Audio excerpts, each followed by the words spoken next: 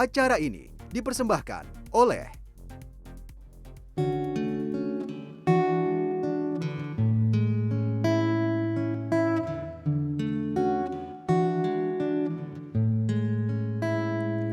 Tak ada manusia yang terlahir sempurna. Jangan kau sesali segala yang telah terjadi. Kita pasti pernah dapatkan cobaan yang berat. Seakan hidup ini tak ada artinya lagi. Syukuri apa yang ada. Hidup adalah anugerah. Tetap jalani hidup ini, melakukan yang terbaik. Hello Healthizen, welcome back to Dear Doctor. Halo Healthizen, apa kabar semuanya? Semoga tetap semangat dan dalam keadaan sehat dan bugar. Baik lagi sama saya Dr. Al-Gufron, dapat giliran jaga lagi nih di Dear Doctor. Soalnya dari kemarin banyak konsultasi yang masuk juga nih dari Healthizen, baik melalui Instagram ataupun dari Twitter. Nah, hari ini bakal langsung kita bahas. Jadi langsung aja kita menuju ke pertanyaan yang pertama. Pertanyaan pertama datang dari F Malika 07.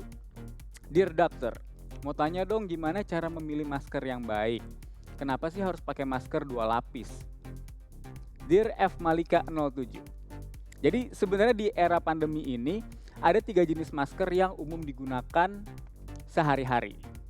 Nah, yang pertama yang sudah bisa digunakan atau yang sudah di ACC untuk digunakan itu adalah masker kain.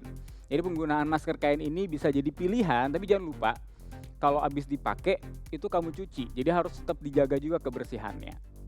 Nah, masker kain ini terbukti bisa mengurangi resiko penyebaran virus corona, tapi tentu saja tetap juga dengan menerapkan physical distancing. Nah, yang kedua adalah masker bedah atau surgical mask atau masker medis. Nah, ini masker yang paling umum digunakan nih. Ada yang dia terdiri dari 3 lapisan, ada yang dari 4 lapisan, bahkan ada yang sekarang sampai 6 lapisan gitu. Tapi yang paling umum itu sekarang digunakan itu ada terdiri dari 3 lapisan. Biasanya itu lapisan luarnya itu lapisannya anti air. Kemudian lapisan tengahnya itu dia berfungsi sebagai filter. Jadi buat filter kuman-kuman, bakteri atau virus yang masuk gitu. Dan lapisan yang paling dalam adalah lapisan yang bisa menyerap cairan yang keluar dari mulut kita. Nah, jenis masker yang ketiga adalah masker N95. Nah, masker N95 ini memiliki proteksi yang paling tinggi. Nah, masker ini digunakan terutama oleh petugas kesehatan di rumah sakit. Cuman, memang masker N95 ini tidak disarankan untuk digunakan sehari-hari karena masker ini kan ketat banget ya. Jadi dia memang nutup semua area hidung, mulut, sama dagu kita. Dan itu memang dia benar-benar ngepres banget. Jadi kadang tuh orangnya kalau misalnya kita baru awal-awal pakai benar-benar gak nyaman gitu. Jadi yang pasti teman-teman semua pilih masker yang benar-benar bikin nyaman dan pastikan kebersihannya. Nah, tadi tanya juga nih, kenapa sih harus pakai masker 2 lapis gitu? Nah, penggunaan masker double ini juga disarankan, tapi perlu diperhatikan jenisnya. Nah, yang dianjurkan adalah menggunakan masker medis, kemudian didouble dengan masker kain. Kenapa? Karena kalau kita ngedouble masker medis pakai masker kain, itu berfungsi untuk meningkatkan keketatan, terus nutup area-area yang masih terbuka gitu. Jadi filtrasi maskernya lebih efektif menyaring droplet dari saluran nafas gitu. Terus kalau misalnya di double masker medis dengan masker medis boleh nggak dok? Sebenarnya boleh-boleh aja, tapi ini tidak disarankan. Kenapa? Karena balik lagi tujuan di double itu adalah supaya untuk meningkatkan keketatan. Jadi kita nutup area yang masih terbuka dari masker medis itu gitu. Jadi kalau misalnya mau ngedouble, sebaiknya yang didouble itu adalah yang pertama masker medis, kemudian yang bagian luarnya ditutup pakai masker kain. Jangan dibalik gitu.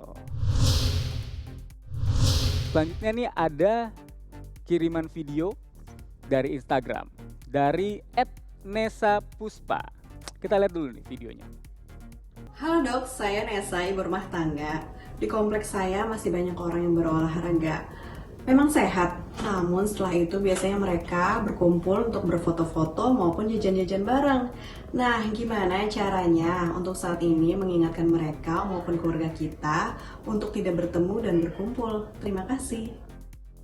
Dear Nesa Puspa, sebenarnya bagus banget nih ada inisiatif untuk melakukan olahraga.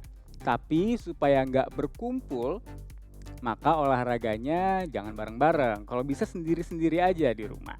Karena balik lagi nih, tujuan olahraganya untuk kesehatan atau untuk konten dan eksistensi di sosmed aja. Sebenarnya olahraga di masa pandemi ini sangat dianjurkan. Kenapa? Karena terbukti bermanfaat untuk menjaga imunitas dan kondisi tubuh kita. Tapi perlu diperhatikan juga risiko penularan yang bisa terjadi ketika kita melakukan olahraga di luar rumah. Nah, ada 3 stratifikasi resiko latihan fisik atau olahraga di masa pandemi menurut Perhimpunan Dokter Spesialis Kedokteran Olahraga Indonesia. Yang pertama adalah resiko rendah. Resiko rendah ini latihan fisik atau olahraganya dilakukan sendiri, dilakukan di rumah dengan anggota keluarga yang tinggal serumah dan menggunakan peralatan sendiri. Nah, kemudian yang kedua adalah resiko sedang. Latihan fisik dan olahraga dilakukan di tempat umum, dilakukan sendirian atau dengan anggota keluarga yang tinggal serumah, tidak lebih dari 5 orang. Kemudian menggunakan peralatan sendiri dan pastikan tempatnya nggak rame. Nah, kemudian yang ketiga nih resiko tinggi penularan nih. Latihan fisik dan olahraganya dilakukan di tempat umum, berkelompok, atau bersama orang lain yang bukan anggota keluarga dan menggunakan alat dengan bergantian. Misalnya kayak mungkin di tempat gym kayak gitu ya.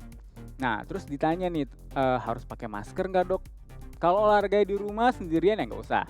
Tapi kalau misalnya di tempat umum, kita tetap wajib pakai masker. Makanya olahraga yang disarankan adalah olahraga dengan intensitas ringan sampai sedang aja. Dan disesuaikan dengan kapasitas diri masing-masing. Nah, selanjutnya ada pertanyaan dari @irwanto_taufan. Dear Doctor, di awal-awal pandemi saya selalu konsisten untuk selalu mandi jika baru pulang dari suatu tempat. Tapi belakangan ini agak sedikit males dok. Waduh, ini gimana nih? Jadi males mandi ya? Apakah memang dengan mandi virus yang menempel bisa mati ya dok? Nah, Mas Irwanto Taufan, Dear Irwanto Taufan, jadi jaga kebersihan diri terutama setelah keluar rumah itu wajib banget mas. Jadi wajib banget kalau misalnya Mas Irwan pulang gitu ya, itu wajib banget mandi gitu. Karena di rumah ada keluarga kita yang menunggu gitu kan. Kalau misalnya males mandi, dikhawatirkan nanti virus yang nempel di tubuh Mas Irwan nanti malah kemana-mana gitu. Kasihan keluarga yang ada di rumah. Nah sebenarnya kalau misalnya ditanya bisa mati nggak sih virusnya kalau misalnya kita mandi ya? Jadi membilas bagian tubuh dengan sabun udah cukup banget untuk bisa mematikan virus atau menghancurkan komponen protein yang ada pada virus corona. Jadi bisa banget untuk membersihkan badan kita dari virus-virus atau kuman-kuman lainnya yang nempel di tubuh kita sepulang kita dari luar kayak gitu. Coba kita dengerin dulu nih voice note dari Irgi Raja Duet. Dear dokter, vaksin kita sekarang ini masih efektif nggak sih? Kan banyak virus varian baru lagi. Oke, vaksin kita masih efektif nggak sih? Kan banyak varian baru lagi. Jadi sebenarnya gini, virus varian apapun itu bisa ditangkal dengan yang pertama 3M. Menggunakan masker, menjaga jarak, mencuci tangan. Itu udah wajib hukumnya. Kemudian vaksin dan 3T, testing, tracing, dan treatment. Jadi efektivitas vaksin bisa tetap terjaga apabila kita sudah mendapatkan 2 suntikan. Jadi nggak usah khawatir aduh ini udah divaksin tapi ngaruh nggak sih, efektif nggak sih, kan ada varian baru, nanti ada varian baru lagi, mendingan nggak usah divaksin deh. Nggak gitu. Karena balik lagi ke prinsipnya, segala varian itu bisa kita atasi apabila kita melakukan 3M, vaksinasi, 3T. Jadi kalau misalnya Mas Irwan ada kesempatan untuk divaksin sesegera mungkin, bisa langsung diambil kesempatan untuk vaksinnya. Kayak gitu. Next, ada pertanyaan dari akun @tio_adirama. Dear Doctor, boleh share dong tips aman saat naik Transjakarta, MRT, atau KRL? Kalau saya sentuh pegangannya saat berdiri di kendaraan, apakah saya bisa tertular COVID? Bagaimana dengan taksi online? Kan orang gonta-ganti duduk di tempat yang sama. Dear Tio Adirama, jadi virus COVID ini bisa menginfeksi tubuh kita ketika masuk lewat lubang-lubang atau area yang ada di kepala kita, seperti mata, lubang hidung, dan mulut. Maka setelah megang sesuatu, pastikan kamu langsung membersihkan tangan dan hindari menyentuh area wajah. Atau bisa juga nih, kamu misalnya nyemprotin sanitizer yang kamu bawa ke pegangan yang ada di alat transportasi umum sebelum kamu gunakan. Untuk penggunaan taksi online, prinsipnya sama juga. Yang penting hindari menyentuh atau memegang area sekitar kamu kalau tidak diperlukan.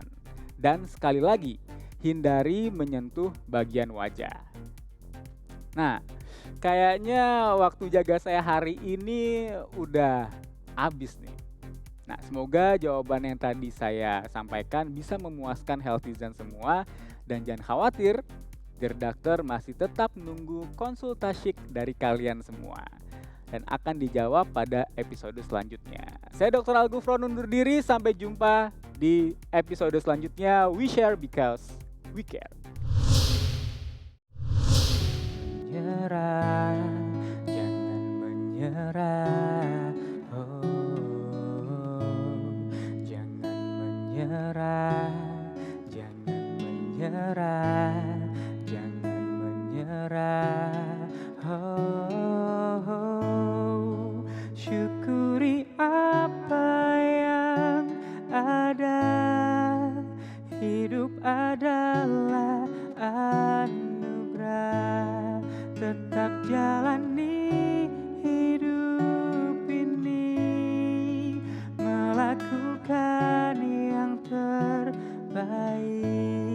Tuhan pastikan menunjukkan kebesaran dan kuasanya bagi hambanya yang sabar dan tak kenal putus asa, dan tak kenal putus asa.